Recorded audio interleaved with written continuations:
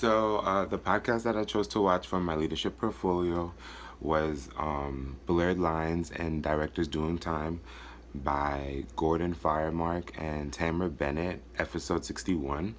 And they talked exactly about 11 topics, but the three, or at least the two that appealed to me, were the Songwriter Equity Act bill and also a trademark on the phrase emo night.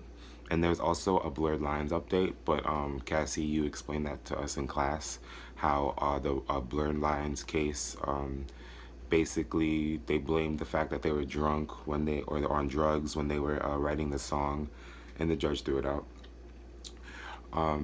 And basically you can't blame alcohol for your actions anymore in life. So when it comes to the Songwriter Equity Act bill, basically they were discussing determining paying royalties to the songwriter and then also the artist. But I do remember back from lecture that in 2000 there was like a bill passed that the performer no longer needed to receive royalties. And then they were also discussing everything involved with streaming. It's gonna be equivalent to my talent management agency and then also my record label, because 10 years ago we didn't have streaming, we had piracy. So now it makes me wonder, in 10 years down the line, what am I going to have to deal with and what am I going to have to do? And even if there is going to be a Songwriter Equity Act bill, and by the way, I didn't even know that existed, but that makes total sense. And then the trademark on the phrase emo night, that one really appealed to me because I want to invest in live events and then also event nights at nightclubs.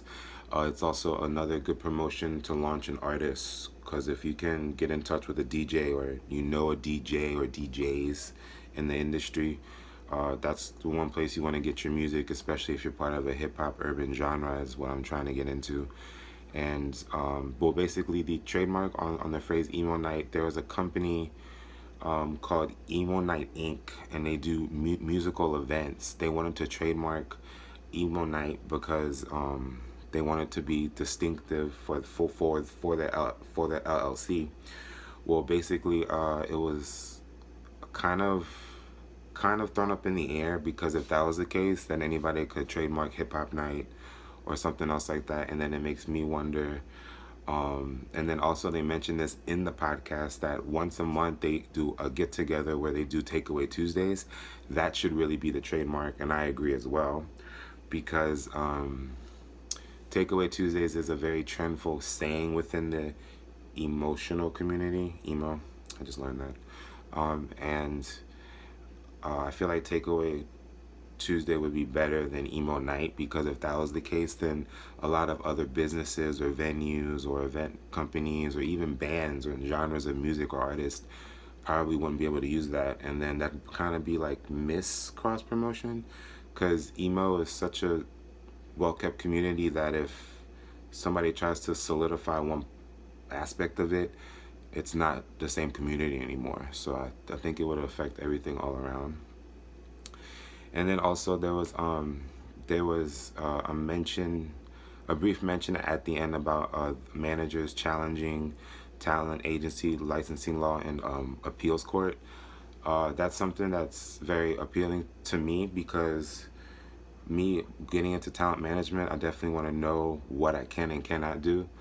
And basically the managers that are challenging the talent agent licensing law is because they're saying that it's kind of unfair, and it's kind of depriving them of work, but at the same time there's some similarities. So, but the one thing that I really liked about this podcast is that there was two different perspectives from Gordon Firemark and Tamara Bennett.